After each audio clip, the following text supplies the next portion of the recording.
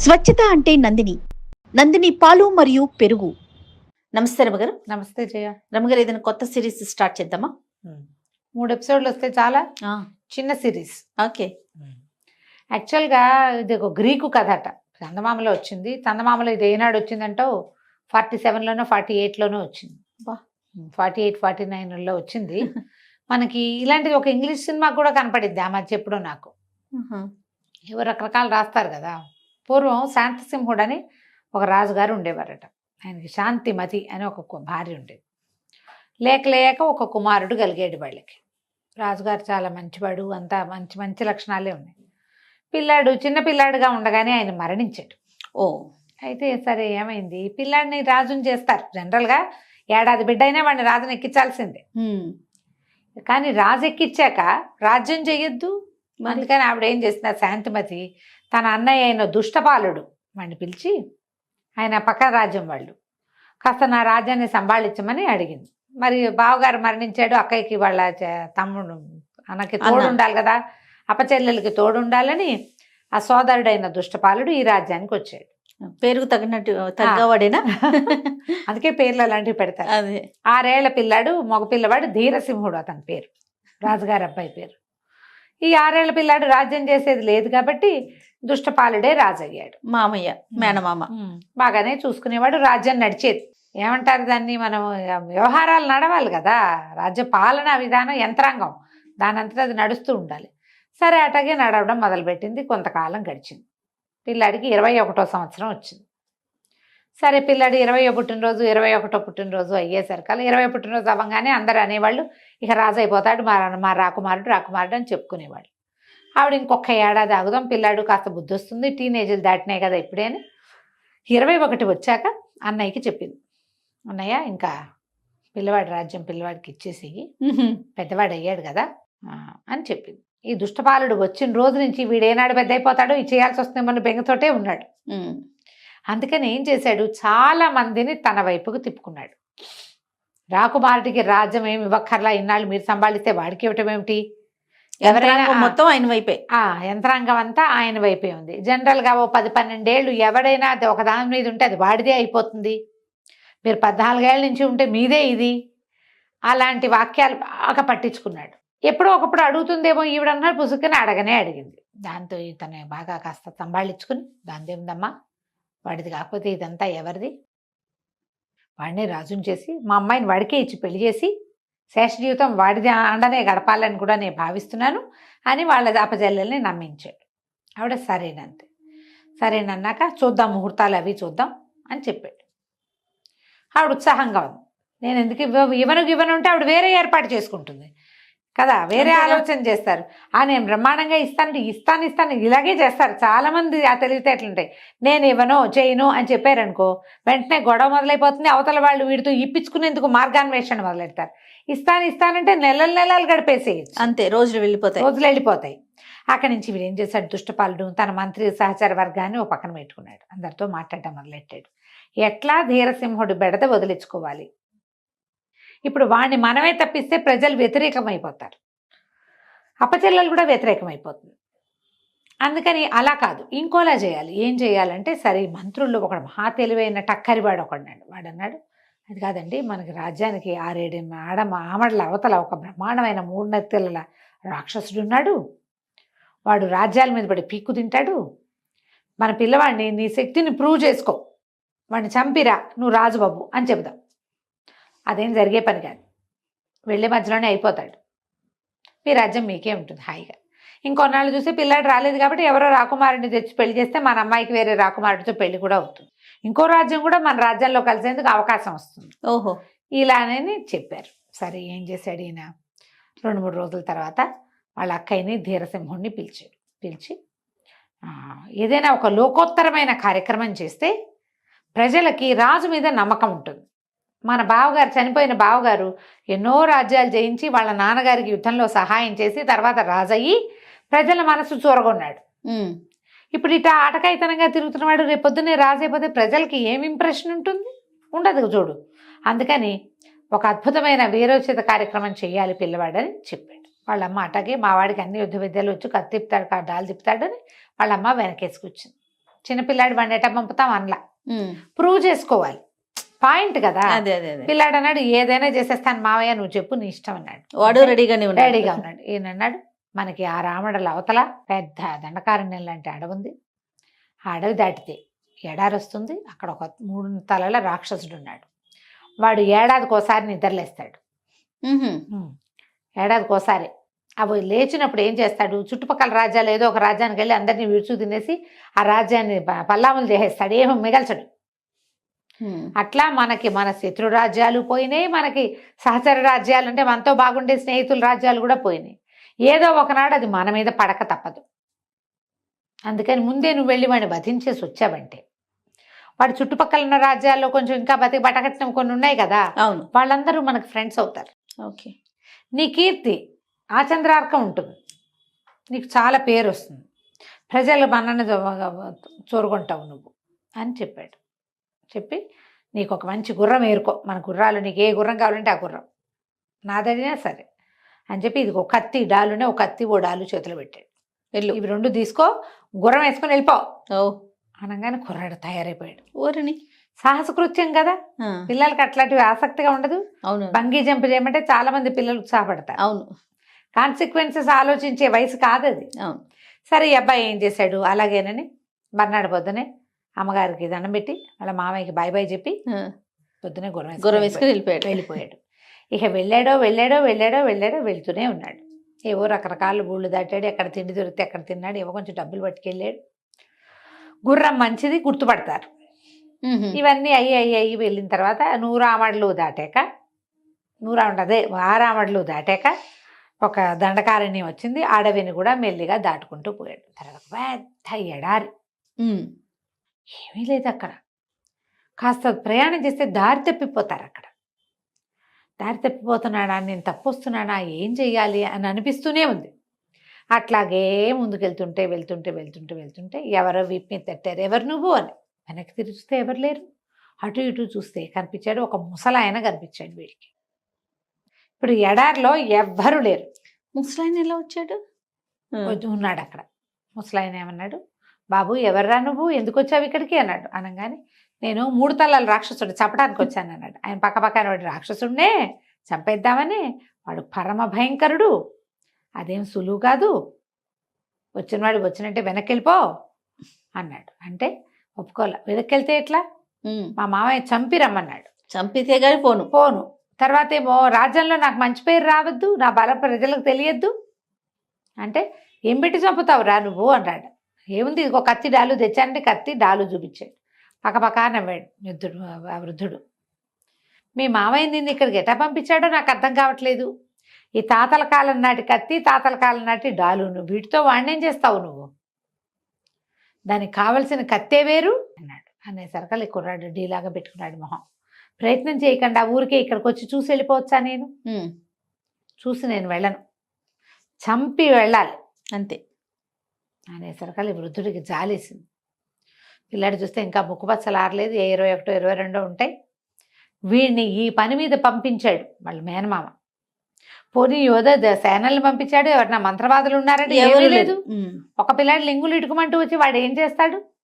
ఒకవేళ వాడు కానీ ఈ పిల్లాడిని చంపడానికి, చచ్చిపోవడానికి ఇక్కడ పంపించాడేమో అని అనిపించింది ముసలాయనకి, పెద్ద ఆయనకి. ఆ ఊహ వచ్చేసరికల్లా సరే ఆయన ఏమన్నాడు, సరే పద ప్రయత్నం చేద్దాం, మన ఇద్దరం వాడు ఉన్న వైపుకి వెళ్దామన్నాడు. సరే కుర్రాడు గుర్రం ఎక్కాడు. ముసలాయన ముందు నడుస్తున్నాడు. సడన్గా ముసలాయన మాయమైపోయాడు. వీడికి అర్థం కాదు ఏమిటి లేడు అని. తీరా చూస్తే తన ముందు గాల్లో ఎగురుకుంటూ వెళ్తున్నాడు. కుర్రాడు స్పీడ్ పెంచాడు, ఆయన ఇంకా స్పీడ్గా వెళ్ళిపోతున్నాడు. వీడు ఎంత గుర్రాన్ని అదిలించినా ముసలాయన్ని పట్టుకోలేకపోతున్నాడు. గాల్లో ఎగిరి వెళ్ళిపోతున్నాడు, ముందుకు పరిగెత్తేస్తున్నాడు. మరి అంత ఎత్తులో, ఒక మాదిరి ఎత్తులో వెళ్ళిపోతున్నాడు. అప్పుడు వీడు గమనించాడు, ఆ ముసలాయన కాళ్ళకి చెప్పులు ఉన్నాయి, వాటికి రెక్కలున్నాయి. అవి ఇట్లా కదిలి ఈయన ముందుకు తీసుకెళ్ళిపోతున్నాయి గాలికి. వీడు ఆశ్చర్యపోయాడు, అమ్మో రెక్కలున్న చెప్పులే, అయ్యి బాబోయ్ అనుకున్నాడు. అక్కడి నుంచి ఆమె బాగా ముందుకెళ్ళాక ఆ ముసలాయన, ఏరా మనవడా వెనకబడ్డట్టున్నావు అన్నాడు. అనేసరికి ఆయన ఉద్దేశం ఏంటి, వీడంత అమాయకుడు, తన చెప్పులు చూడలేదు అనుకున్నాడు. వీడు కాలాంతకుడు ఈ కుర్రాడు. ఎవడైనా ఏదో ధైర్యంతో కదా వస్తాడు అన్నాడు. నీ దగ్గర ఉన్న రెక్కల చెప్పులు నా దగ్గర ఉంటే నేను కూడా పరిగెడతా అలాగే నా దగ్గరేమో గుర్రం ఉంది, నా గుర్రానికి రెక్కలు లేవు అన్నాడు. అనగానే నవ్వొచ్చింది. ఊరిని నువ్వు చాలా తెలివిగలవాడివిరా, నీకు తెలివి ఉందో లేదో అనుకున్నాను. సరే పద, నువ్వు ఓ పని చేద్దాం, ఇంకో జత రెక్కల చెప్పులు తెచ్చే ఓపిక లేదు నాకు అని చెప్పి చేతిలో నుంచి ఒక కర్ర విసిరేసాడు. ఈ కర్ర పట్టుకో, నాతో సమానంగా ఎగురుతావు నువ్వు అని చెప్పాడు. ఓహో. వాడు ఆ కర్ర పట్టుకోగానే గుర్రం మించి లేచి వెళ్ళిపోయాడు. గుర్రంగా నడుస్తుంది, దాని వెనక వాళ్ళ వెనకాల నడిచేస్తోంది. వీడు ఏమో ఆ ముసలాయన రెక్కల గుర్రంతో పాటు రెక్కల చెప్పులతో పాటుగా వీడు కూడా ఎగురుకుంటూ వెళ్ళాడు. వెళ్ళగా ఏం చెప్పాడంటే ఒక చోట ఆగారు. ఆగినప్పుడు కుర్రాడు అడిగాడు, ఇంత దూరం వస్తున్నాం ఏం చేస్తున్నామంటే ఇక్కడ 3 గుడ్డి మొహాలు ఉంటారు, ముగ్గురు గుడ్డివాళ్ళు. వాళ్ళు మనకి దారి చెప్తారు. ఈ రాక్షసుడు ఎక్కడుంటాడు, వాడిని ఎలా చేయాలి, ఏం చేస్తే ఈ రాక్షసుడిని మనం పట్టుకోగలుగుతాం, అసలు వాడు ఎక్కడుంటాడో కూడా మనకు తెలియదు. ఈ 3 గుడ్డి వాళ్ళు ఉంటారు, వాళ్ళ దగ్గరికి వెళ్ళాలి అని చెప్తారు. ఈ 3 గుడ్డి వాళ్ళ కథ ఒక విచిత్రమైన గాథ. 3కి కళ్ళు లేవు, లొట్ట కళ్ళు ఉన్నాయి. వాళ్ళ దగ్గర ఒక గుడ్డు ఉంది, కనుగుడ్డు. ప్రతి వాళ్ళు ఆ గుడ్డు పెట్టుకుని చూస్తారు. ఓహో. ఆ కనుగుడ్డు చేతులు మారుతుంటుంది. 3 అక్క చెల్లెళ్ళు, ముస్సిలి వాళ్ళు లేడీసేనా? లేడీస్. 3 చేతులు మారుతుంటుంది. ఎవరు 2 నిమిషాలు మించి రెండో వాళ్ళ చేతిలో ఉండనివ్వరు, దాన్ని లాగేసుకుంటూ ఉంటారు. ఆ కన్ను పెట్టుకునే చూస్తారు వాళ్ళు. ఒక్క కన్నే 1000 యోజనాల వరకు చూడగలరు ఏం జరుగుతోందో. కానీ వాళ్ళు చూడగలిగేది ఎంతసేపు? 2 నిమిషాలే. ఆ 2 నిమిషాల లోపల రెండో వాళ్ళు లాగేసుకుంటే అంతే కదా. 3 గుడ్డే తడుకుంటూ వస్తారు ఆ గుడ్డు పట్టుకుని. రాత్రిపూట కూడా చూడగలరు. ఓకే, వాళ్ళ దగ్గరికి వెళ్దాము. వాళ్ళు ఈ రహస్యాన్ని మనకి చెప్తారు. వీడు ఎక్కడో ఉన్నాడు రాక్షసుడు, తెలీదు, ఈ ప్రాంతం అని తెలుసు మనకి. కరెక్ట్గా వాడిని ఎట్లా పట్టుకోవాలి, ఎలా వెళ్ళాలి, అది వీళ్ళ వల్ల తెలుస్తుందంటే సరే ఆ 3 గుడ్డి వాళ్ళ కోసం వెతుక్కుంటూ ఆ గుడ్డి వాళ్ళు ఉండే ప్రదేశానికి పోయారు. వీళ్ళు ఇద్దరు ఒక పొద చాటను కూర్చున్నారు. 3 గుడ్డి మామలు వచ్చారు. 3 గుడ్డి ముసలమ్మల దగ్గరికి వెళ్ళారు. వీళ్ళు పొదల వెనకాల దాక్కున్నారు. ధీరసింహుడు, వృద్ధుడు ఇద్దరు. ఇప్పుడు చూస్తున్నారు వాళ్ళు. 3 ముసలమ్మలు తడుకుంటూ వచ్చారు. వచ్చి ఒక చోట కూర్చున్నారు. వీళ్ళు కొంచెం దూరంగా ఉన్నారు. అక్కడి నుంచి ఒకళ్ళ చేతిలో నుంచి ఒకళ్ళ కన్ను కోసం లాక్కుంటున్నారు. ఒకటి ఎవరితో తీసుకున్నాక ముసలమ్మ చూసి ఎవరో ఉన్నట్టున్నారు పొదల దగ్గర అంది. అనగానే ఈ లోపల రెండోది లాగేసుకుంది. 2 నిమిషాలే కదా టైము, లాగేసుకున్న సరే ఉండవే ఎవరో ఉన్నారే చూడనివ్వే అంటే, నేను కాదు అంతంతసేపు నువ్వు ఉంచుకునేట్లా నేను మాత్రం చూడొద్దా, రాత్రిపూటే కదా నేను చూడగలిగేది. ఇవి రాత్రిళ్ళే పనిచేస్తుంది ఆ కన్ను వాళ్ళకి. ఓహో, మళ్ళీ ఇది ఒకట. ఆ పగళ్ళు పనిచేయవు. పగళ్ళు ఆ కన్ను ఏం పనిచేయదు. రాత్రిపూట అవి ఎంత దూరం ఆ కంటితో చూడగలవు. రాత్రిళ్ళు మన కళ్ళు కనపడవు కదా. వీళ్ళ దగ్గర విచిత్రమైన గుడ్డు అట్ట పనిచేస్తుంది, లొట్ట కళ్ళు వీళ్ళవి. ఆ గుడ్డుని ఇట్లా లొట్ట దగ్గర ఇలా పెట్టుకుంటే అది కనపడుతుంది అనమాట. అక్కడి నుంచి లాక్కోవటం పీక్కోవటం అయింది. లాక్కొని పీక్కుంటుంటే పొట్టాడుకున్నారు 3 కలిసి. వీళ్ళు నిశ్శబ్దంగా ఉన్నారు. మొదట ఆవిడ చెప్తూనే ఉంది, ఇక్కడ ఎవరో ఉన్నారు అని. వీళ్ళు ఏం చేస్తారు, ఆ కంటితోటి చూసి చీకట్లో వాళ్ళ వెనకాల దాని దగ్గరికి నడిచెళ్ళి వాటిని పీకు తింటారు. వాటి ఆహారం రాత్రిపూటే లభిస్తుంది, పగటిపూట వాళ్ళ కళ్ళు కనపడదు. ఆ కన్ను కూడా గుడ్డు కూడా వాళ్ళకు ఉపయోగించదు. రాత్రిలే జంతువుల్ని, మనుషుల్ని, బాటసారులని, ఎవరైనా పడుకున్న వాళ్ళని చూసి వాళ్ళ దగ్గరికి వెళ్ళి వాళ్ళని తెచ్చుకుని తింటారనమాట వీళ్ళు. సరే ఏమైంది, ఇద్దరు పోటాడుకున్నారు. 3 పోటాడుకుంటే సరే ఏమంది, ఇవి చూడ్డానికి ఏమీ లేదు, పొట్ట నిండుగా ఉంది, సరే నేను అరిచేతిలో పెట్టుకుంటా, మీ ఇద్దరిలో ఎవరు ఫస్ట్ లాక్కొని తీసుకుంటే వాళ్ళు తీసుకున్నట్టు అని మధ్యలో ఆవిడ ఏం చేసింది, ఇటా చేయబెట్టి చేతిలో ఆ గుడ్డు పెట్టుకుంది. ఆ గుడ్డు వాళ్ళకి కనపడదు కదా, ఇట్ట తడువుకుంటూ రావాలి, పాపం కళ్ళు లేవు కదా. ఈ లోపల ఏం చేశాడు ఈ ముసలాయన, ఒరే మధ్య ఆవిడ చేతిలో ఉంది, పరిగెత్తుకుంటూ వెళ్ళి పట్టుకొచ్చేసి అన్నాడు. కుర్రాడు ఒక్క ఉరుకుని వెళ్ళేసి దాన్ని లాగేసుకున్నాడు. ఈ మధ్యలో కూర్చున్న ముసలమ్మ ఏమనుకుంది, ఇటుతో అటుతో చెల్లెళ్ళు తీసుకున్నారనుకుంది. దొరకలేదు. రెండో వాళ్ళు తీసుకున్నారని మూడో వాళ్ళు తీసుకున్నారని రెండోదో మూడోదో తీసుకున్నారు. ఒకటోది మొత్తానికి గందరగోళంగా ఆర్చుకుని పొట్టాడుకున్నారు. కన్నేది కింద పడిపోయిందేమని వెతకడం మొదలుపెట్టారు. కన్ను లేకపోతే కుదరదు వాళ్ళకి, చూస్తూ ఉండాలి. ఇబ్బంది పాపం. ఇక అక్కడి నుంచి కొట్లాడుకోవటం మొదలుపెట్టారు. పొట్టాడుకున్నారు, ఒకళ్ళనొకళ్ళు సరుచుకున్నారు, గీరుకున్నారు. నానా గందరగోళము అయింది. సరే ముసలాయన ఏం చేశాడు, ఆ గుడ్డు చేత్తో పుచ్చుకుని ఉన్నాడు.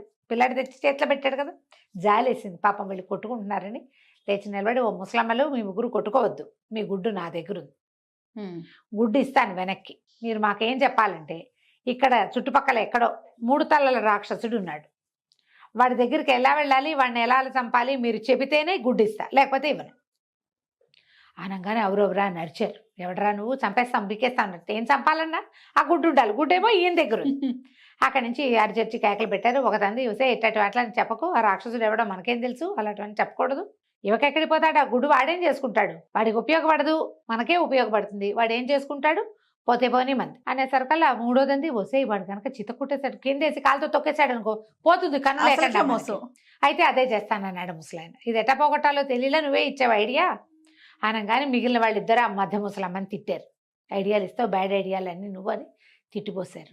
అక్కడి నుంచి ఆలోచించడం మొదలెట్టారు. ఈ ముసలాయన అన్నాడు, నాకు ఇంకేం చెప్పద్దు, రాక్షసుడు ఎక్కడ ఉంటాడు, వాడిని ఎట్టా చంపాలి మార్గం చెప్తే చాలు కన్నిచ్చేస్తా అనేసరికి ఇవి బాగా వాళ్ళలో వాళ్ళు ఆలోచించుకున్నారు. ముగ్గురు తెలుసు వాళ్ళకి, తెలిసి బాగా ఆలోచించి సరే మా గుడి మాత్రం మాకు నిజంగా ఇచ్చేయాలి, తప్పకుండా ఇచ్చేస్తా చెప్పండి అన్నాడు. ఇక్కడికి దక్షిణం వైపుగా నడిస్తే ఒక అద్భుతమైన తోట వస్తుంది. దాంట్లో పెద్ద మండపం ఉంటుంది. ఇక్కడికి ముగ్గురు యక్షకన్యలు ప్రతిరోజు వస్తారు. సాయంకాలం అక్కడున్న సరస్సు ఒకటి బ్రహ్మాండమైన పద్మ సరోవరం ఉంది. అక్కడ ఆ సరస్సులో హాయిగా ఈతలు కొడతారు. కొట్టి రాత్రికి పడుకొని నిద్రపోతారు. ఇక్కడ పొద్దున లేచి వెళ్ళిపోతారు. ఆ ముగ్గురు యక్షకన్యలకి 3 కిరీటాలు ఉంటాయి. మీరేం చేస్తారంటే కిరీటాలు స్వాధీనపరచుకోండి. కిరీటం మీ దగ్గర ఉంటే వాళ్ళు ఎక్కడికి పోలేరు. కిరీటం లేతే వాళ్ళకి దేవలోక ప్రవేశం ఉండదు. ఇప్పుడు మా దగ్గర నుంచి తీసుకున్నాన్ని అడిగినట్టే కిరీటాలు కొట్టేసి వాళ్ళని అడగండి రహస్యాలు. ఈ రాక్షసుని చంపడానికి ఒక ప్రత్యేకమైన పద్ధతి ఉంది. 3 వస్తువులు కావాలి దానికి. ఒకటి సంచి, ఒకటి వంకీ కత్తి, మూడోది కిరీటం.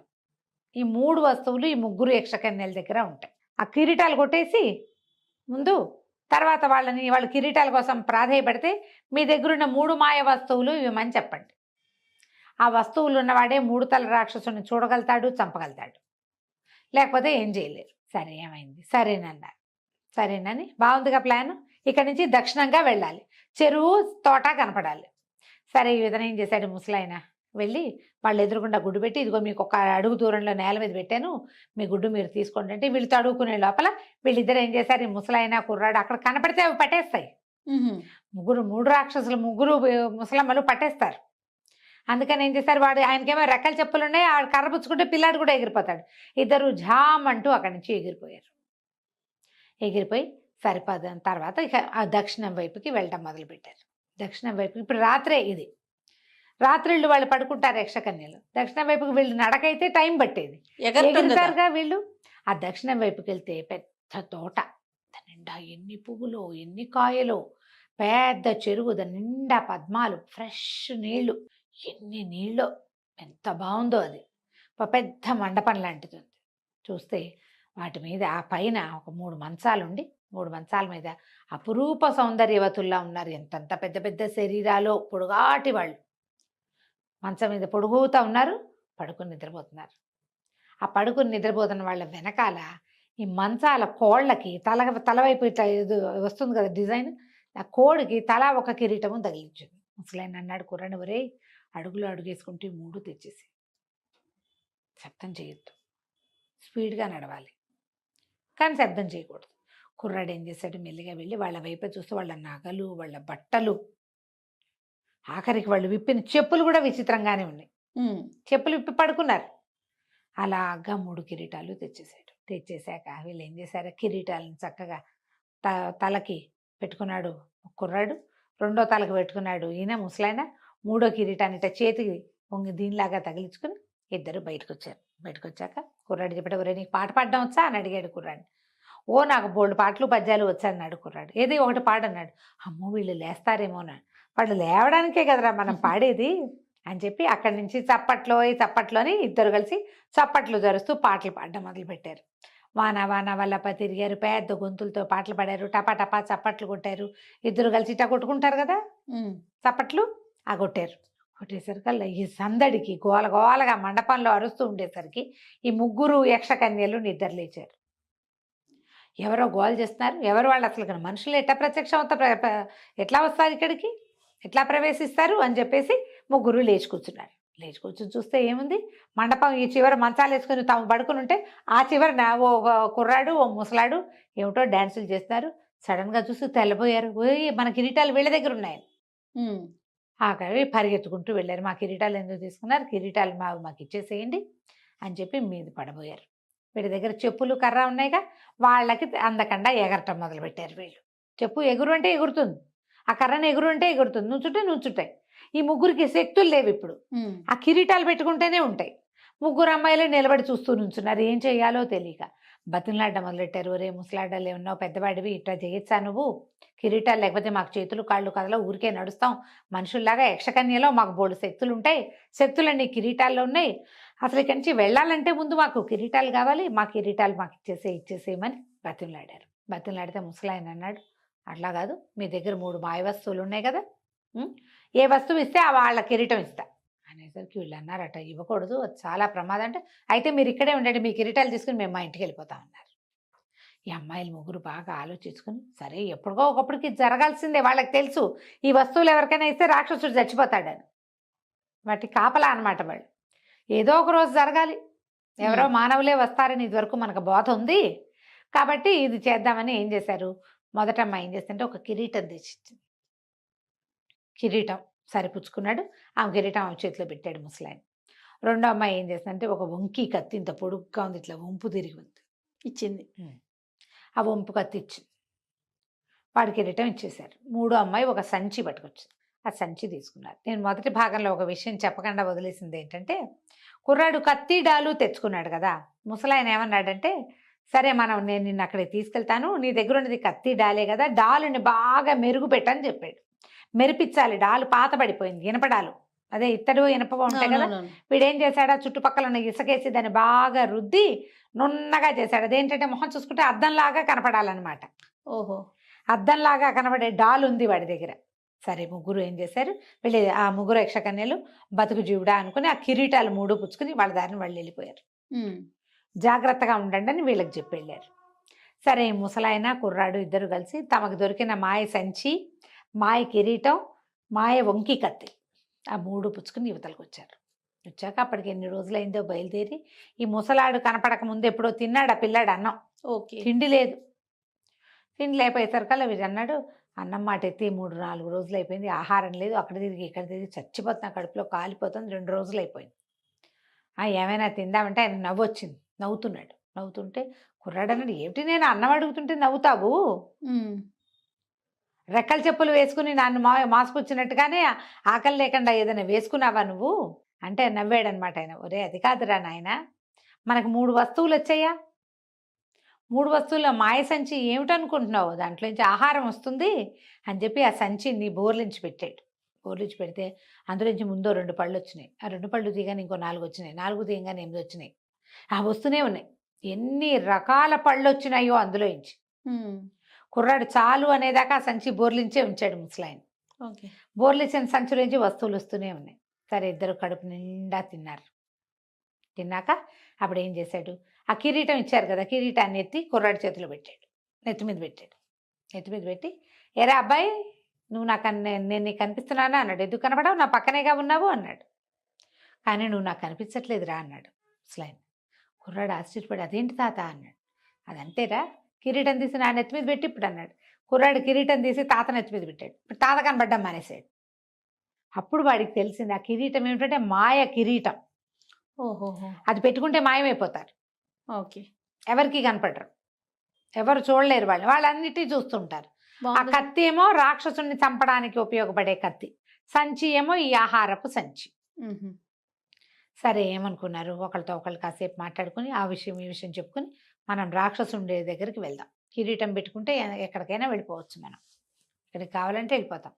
సరే ఇది ఆలోచిద్దాం ఎప్పుడు వెళ్ళాలి అని. ఇప్పుడంతా రాత్రి తెల్లవారుజామున ఇది జరిగింది. ధీరసింహుడు ముసలాయన ఇద్దరు కలిసి ఆ యక్షకన్యల నుంచి 3 కిరీటాలు 3 కిరీటాలు లాగేసి వాళ్ళ దగ్గర నుంచి 3 వస్తువులు తెచ్చుకున్నారు. సంచిలోంచి కడుపు నిండా భోజనం చేసేసారు. అక్కడి నుంచి ఒక కత్తి, ఇంకా వీళ్ళ దగ్గర ఏమున్నాయి, కత్తితో పాటు కిరీటం ఉంది. ఆ కిరీటం పెట్టుకుంటే ఎవరికి కనపడరు. సంచి, కత్తి, కిరీటం. సరే ఈ 3 వస్తువులు తీసుకుని ఇప్పుడు బయలుదేరారు. ఆహారం తినేశారు కడుపు నిండా. కిరీటం వల్ల మాయమైపోతామని తెలిసింది. ఆ మాయమైపోయే కిరీటాన్ని నెత్తి మీద పెట్టుకుని ఎగురుకుంటూ పోతుంటే ఈ కుర్రాడికి తమతో ఇంకెవరో ఉన్నారనిపించడం మొదలెట్టింది. అంతకుముందు వాడు ముందుకే చూస్తూ ఉండేవాడు. ఇప్పుడు ఈ కిరీటం పెట్టుకోవటం వల్ల దాని దారిన అది గాల్లో ఎగిరిపోతుంది. అటు ఇటు చూస్తుంటే తన వెనకాల ఒక రెక్కల కిరీటం ఎగురుతూ వస్తోందని కనపడింది. కిరీటమే. ఒక కిరీటం ఉంది, దానికి రెక్కలు ఉన్నాయి. అప్పుడు అడిగాడు, తాత మన ఎవరో వెంబడిస్తున్నారు, ఆ యక్షకన్యలా ముసలమ్మలా ఎవరో వస్తున్నారు మన వెనకాలంటే ఆయన నవ్వాడు. ఇప్పుడు కాదురా మనవడా, మనం బయలుదేరినప్పటి నుంచి నడుస్తూనే ఉన్నారు, మనతో పాటు వస్తున్నారు. మా మేనగోడలు ధవళ కుమారి దాని పేరు. ఎవడైనా ఒకడు రాక్షసుని చంపడానికి వస్తే వాడిని పెళ్లి చేసుకోవాలనుకుంది. ఓహో. నువ్వు రాక్షసుని చంపడానికి నీ డాలు తోమేటప్పుడు నీ ముఖం దానికి నచ్చింది, నీ వెనకాల వస్తుంది, ఇది మనతో పాటు ఉంటుంది, నీకేం భయం లేదు, పర్వాలేదు, వెళ్దాం పదన్నాడు. సరే కిరీటాలు ఆ అమ్మాయి దగ్గర కూడా మాయమైపోయే కిరీటమే ఉంది. ఆ కిరీటం తీసి అమ్మాయి మొహం కనపడింది వీడికి. సరే ముగ్గురు ఎగురుకుంటూ వెళ్ళారు. వీళ్ళకి ముసలమ్మలు మొట్టమొదటి చెప్పారు వీళ్ళకి సముద్ర తీరంలో ఉంటాడు అని. ఇక సముద్రం వైపుకి ప్రయాణం చేశారు. ఈ రెక్కల కిరీటాలు, రెక్కల చెప్పులు గిప్పులు ఉన్నాయి కదా, రైమని పోతున్నాయి అవి స్పీడ్గా. వెళ్ళగా వెళ్ళగా వెళ్ళగా వెళ్ళగా మొత్తానికి సముద్ర తీరంలోకి చేరారు. అక్కడ సముద్ర తీరంలో ఒక చిన్న దీని లాంటిది ఉంది, చిన్నది అనకూడదు, ఒక మాదిరి పెద్దదే, ఒక డేరా లాంటిది ఉంది. అందులో రాక్షసుడు పడుకొని నిద్రపోతున్నాడు. వాడు గురక శబ్దం వినిపిస్తుంది, సముద్రపు ఘోష, వాడి గురక అంత పెద్దగా. అక్కడి నుంచి దగ్గరికి వెళ్ళి చూశారు, కొంచెం దగ్గరికి వెళ్ళారు. దగ్గరికి వెళ్తే వాడికి 3 శిరస్సులు ఉన్నాయి. 3 శిరస్సుల మీద పాములు బుసలు కొడుతూ ఉన్నాయి. అమ్మో. నెత్తి మీద ఉన్నాయి పాములు. అప్పుడు ఈయన ఏం చెప్పాడంటే, వీడు నిద్రపోతున్నాడు, ఇప్పుడు లేచాడంటే మళ్ళీ ఏడాది దాకా పడుకోడు, ఏడాదికి ఒక్కసారి వాడు పడుకునేది. వీడు పడుకునే టైంలో వచ్చాం కాబట్టి మనకి సులువు వీడిని చంపటం. కానీ నువ్వు ఒకటి జ్ఞాపకం పెట్టుకో, వాడు నీ వైపు చూశాడా నువ్వు రాయైపోతావు. వాడిని వాడు ఎదురు బదురు చూసుకోకూడదు. వాడిని ఎవరు చూస్తారో వాళ్ళు రాయైపోతారు. వాడిని చూడకుండా ఉండాలి. చూడకుండా ఉండాలంటే ఏం చేయాలి, డాలు తోమని చెప్పాడు కదా, బాగా అద్దంలాగా తోముకున్నాడు ఆ ఇనపడాలని, ఆ డాల్ని పెట్టుకో, డాలులో వాడిని కనపడతాడు. ఓహో. ఇక్కడ చూస్తూ ఇక్కడ నరకాలి. 3 శిరస్సులు నరికేసేయాలి ఒక్కసారి, ఒక్క దెబ్బకి. ఈ వంకి కత్తి ఉంది కదా, అది ఎంత పదునుందంటే గడ్డి పరకను కూడా 10 చీలికలు చేయగలిగేంత పదునుంది అది.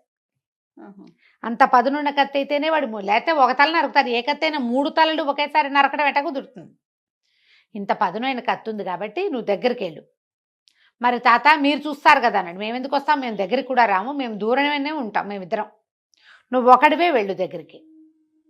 డాల్లో చూస్తూ వాడు మెడ నరకాలి. నరికాక ఏం చెయ్యాలి, నరికాక ఈ సంచిలో వాడి తలలు ఎత్తి పెట్టేసి, తలలు పడిపోతాయి వాటికి. ఆ తలలకి 6 నెలల వరకు ప్రాణం ఉంటుంది. వాటిని సంచిలో పెట్టి మూత పెట్టేసేయాలి తప్ప చూడకూడదు, ఓపెన్ చేయకూడదు. ఆ సంచిని బోర్లిచ్చి ముళ్ళాగేస్తే వచ్చేస్తుంది. వీడు నిర్ఘాంతపడి, తాత ఈ సంచి ఎంత, ఇది 4 అరటిపళ్ళు పట్టే సంచి ఇది, ఇందులో ఇవి పాపిష్టి తలకాయలు ఎట్ట పడతాయి, అవేమో ఎంత ఉన్నాయి, వాడి తల పెద్ద గగ్గా బొండం అంత తల, ప్రధాని మీద 4 ఇట్లా బుసలు కొడుతూ పాములు, ఇవంతా ఎట్ట పడుతుంది ఇందులో అనేసరికలు. చెప్పించేయి అన్నాడు ఆయన. చెప్పించేయి, మేమిద్దరం ఇక్కడ ఉంటాం, వాడు కనుక నిద్ర లేచాడా ఇంకా ఏడాది దాకా మనకి అవకాశం రాదు, దగ్గరికి వెళ్ళిపోమన్నాడు. కుర్రాడు అడుగులో అడుగేసుకుంటూ, వీడి పైగా వీడు ఏంటంటే వీడు తనకి కనపడ్డు, రాక్షసుడికి వీడు కనపడి, కిరీటం ఉంది కాబట్టి నువ్వు వాడికి కనపడవు, వాడు నిన్ను చూడలేడు. కానీ నువ్వు వాడిని చూడకూడదు, నువ్వు చూస్తేనే ప్రమాదం, నువ్వు చూస్తేనే రాయి అయిపోతావు, నువ్వు చూడకుండా చేయాలి. ఎట్ట చేస్తారు, ఎంత కష్టం. అక్కడి నుంచి అడుగులో అడుగేసుకుంటూ వెళ్ళాడు. పాములు బుస్సుమని బుసలు కొడుతున్నాయి, వాడు గురక పెడుతున్నాడు, బుసలు కొడుతున్నాయి. వీడు ఏం చేశాడంటే ఇట్లా ఇట్లా ఇట్లా డాల్లో చూసుకుంటూ దగ్గరికి వెళ్ళాడు. పాములు బుసలు కొడుతున్నాయి కానీ వీడేం చేయటల్లా. సేమ్ ఇదేది ఒక ఇంగ్లీష్ పిక్చర్లో ఉంది, ఒక పిల్లల సినిమా, దాని పేరేంటో నాకు గుర్తు రావట్లేదు, సాసరస్ అప్రెంటిసో ఏమిటో అలాంటిదే గోల, గుర్తు రావట్లేదు. అవి నావెల్స్ కూడా ఉన్నాయి. అందులో ఉమా ట్రూమన్ యాక్ట్ చేసింది ఈ క్యారెక్టర్, అది ఒక రాక్షసి, దాని నెత్తి మీద పాములు ఉంటాయి, ఎవరైనా దాన్ని చూస్తే రాయి అయిపోతారు. ఇంగ్లీష్ పిక్చర్ ఉంది జయ, ఈ కథే ఆ సినిమా అనేది నాకు రిజెంబ్లెన్స్ పోలిక తెలియటల్లా, కానీ బట్ ఆ క్యారెక్టర్ మాత్రం ఉంది. మళ్ళీ నాకు ఉమా ట్రూమన్ చాలా ఇష్టం, తను చేసిందనమాట అది. అక్కడి నుంచి ఏమి దగ్గరికి వెళ్ళాడు. దగ్గరికి వెళ్తే ముసలాడు కేకలు పెట్టాడు, ఒరే తొందరగా నరికేరా నాయన, లేచే టైం అయిందంటే చచ్చిపోతాం, వాడు లేస్తాడు లేవడం మనకు తెలియదు, లేస్తే ఒకవేళ అవి దొరికేస్తాం. అక్కడి నుంచి కుర్రాడు ఏం చేశాడు, ఈ డాల్లో చూస్తూ 3 తలలు తెగ నరికేశాడు. నరికేసేసి సంచి మూతి విప్పితే అది లాగిన కొద్దీ పెద్దదవటం మొదలుపెట్టింది. ఆ చిన్న 6 అరటిపళ్ళు పట్టే ప్లాస్టిక్ సంచి అంత గుడ సంచి అంత సంచి అరటిగేల పట్టేంత పెద్దదైంది. ఆ సంచిని ఏం చేశాడు, చటుక్కున పాములు ఇంకా బుసలు కొడుతూనే ఉన్నాయి. ఆ మెడ నరికేసిన రాక్షసుడి తలల మీద సంచిని బోర్లేసి లాగి చిక్కన్ లాగేసాడు. తలలు 3 లోపలికి వెళ్ళిపోయినాయి. అక్కడి నుంచి పరిగెత్తుకుంటూ వచ్చాడు ముసలాడు. ఆ అమ్మాయి కూడా వచ్చింది. చచ్చిపోయాడు. ఇక వీడితో మనకి ఏ సమస్య లేదు, ఏ రాజ్యానికి ఏ ప్రాబ్లం లేదు. కానీ 6 నెలలు ఈ తలల్లో జీవం ఉంటుంది కాబట్టి ఇది ఓపెన్ చేయకూడదు, 6 మంత్స్ దాకా పక్కన పెట్టి తర్వాత పాతి పెడదామన్నారు. అనేసరికల్లా సరే అది పుచ్చుకొని బయలుదేరి వెనక్కి వచ్చారు. ఇప్పుడు రాక్షసుని చంపిన వాడిని ధవళ కుమారి పెళ్లి చేసుకుంటుంది. మేనకోళ్ళు. ధవళ కుమారి కూడా వీళ్ళతో పాటు వచ్చింది. ముగ్గురు కలిసి రాజ్యానికి వెళ్ళారు. ఎప్పుడైతే ఈ రాజకుమారుడు వస్తున్నాడు, అక్కడ ఊళ్ళోకి వెళ్ళాక కిరీటం తీసేసాడు, కనపడరు. కిరీటం ఉంటే కనిపించడు కదా, ఇప్పుడు అందరికీ కనపడుతున్నాడు. రాజకుమారుడు వచ్చాడు అని ఊళ్ళో ఒక వార్త వచ్చేసరికి ఊరంతా పాకిపోయింది. దుష్టపాలుడికి ఆశ్చర్యం, ఊరు వీడు కడు పుడక ఎటా వెళ్ళాడు, ఎటా వచ్చాడు, 4 నెలలు తిరిగేసరికి వచ్చేసాడే అని ఆశ్చర్యపోయాడు. అక్కడి నుంచి పెద్ద సభ తీర్చి ఉన్నాడు. సభలోకి కుర్రాడు, మన ధీరసింహుడు, ముసలాయన, ఆయన ధవళ కుమారి ముగ్గురు ప్రవేశించారు. స్వాగతం రాజకుమార అన్నారు, కానీ ఏమీ ఇష్టం లేదు వాళ్ళకి తను వెనక్కి రావటం. కుర్రాడు ఏమన్నాడు, మావయ్య నువ్వు చెప్పినట్టుగానే 3 తలల రాక్షసుని చంపేశాను, ఇదిగో బడతాళ్ళు అని చూపించాడు. చూపిస్తే సరే వీళ్ళెవరన్నారు, వీళ్ళ స్నేహితులు, వీళ్ళే నాకు ఈ వీరోచిత కార్యం చేయటానికి సహాయం చేశారు, ఇక నుంచి వీళ్ళు మనతో పాటే ఉంటారు అని చెప్పాడు. చెప్పేసరికల్లా సరే ఏవి తలలు చూపించు అన్నాడు దుష్టపాలుడు. అనేసరికల్లా మన వీరసింహుడు అన్నాడు, అట్లా చూపించకూడదు, అవేమో ఆ తలల్లో 6 నెలల వరకు ప్రాణం ఉంటుంది, తలలు కనుక ఓపెన్ చేసి చూపించానంటే మీరు రాళ్ళు అయిపోతారన్నాడు కుర్రాడు. అనేసరికల్లా ఆయన అన్నాడు, దుష్టపాలుడు, ఒరే ధీరసింహ ఎన్ని అబద్ధాలు చెప్తున్నావు, నువ్వు ఏవో కొబ్బరికాయలో పుచ్చకాయలో ఇందులో వేసుకొచ్చి ఇవి తలకాయలని చెప్తున్నావు నాకు, ఒకవేళ వాడు చూస్తే నేను రాయి అయి పెడితే నువ్వెందుకు అయిపోలే రాయి, నువ్వెటా చంపావు, నువ్వు చంపినప్పుడు అవన్నీ రాయివి, ఇప్పుడు చచ్చిపోయిన తలకాయలు చూస్తే మేము అవుతామా, ఏమైనా సరే ఆ తలకాయలు చూపిస్తే కానీ నీ వీరోచిత కార్యాన్ని మేము నమ్మం, నీకు రాజ్యం ఇవ్వం, చూపించాల్సిందే అన్నాడు. ముసలాయన కూడా అది కాదండి, ఇది చాలా ప్రమాదం, అబ్బాయిని చాలా టెక్నిక్ తోటి నేను యుద్ధం చేయించాను, ఒక ట్రిక్తో చేసాం, అద్దంలో చూస్తూ చేసాం, అది కుదరదండి, మీరు చూడబోకండి, వద్దండి అంటే వాళ్ళు చచ్చినా ఒప్పుకోలే. ఏమైనా సరే ఆ తలకాయలు ఏమిటో మాకు చూపించవలసిందే, చూపిస్తేనే ఇది కుదురుతుంది. ముసలాయనకి అర్థమైంది, ఓహో వీడు ఏంటంటే రాజ్యం ఇవ్వదలుచుకోవాలా, అందుకని ఈ మొండికెత్తుతున్నాడు, సరేనని ఒప్పుకోవద్దు, రాజకుమారుడు అబద్ధం ఎందుకు చెప్తాడు అనుకోవాలి, పైగా వాడి రాజ్యం కోసం వాడెందుకు అబద్ధం చెప్పాలి, అంటే వీడి మనసులోనే ఏదో ఉందన్నమాట. అందుకని ఇంత మరి 20 ఏళ్ల పిల్లవాడిని 3 తలల రాక్షసుని చంపు అని అక్కడికి పంపాడు. పంపించాడంటే వాడికి పన్నాగా ఉన్నట్టే కదా.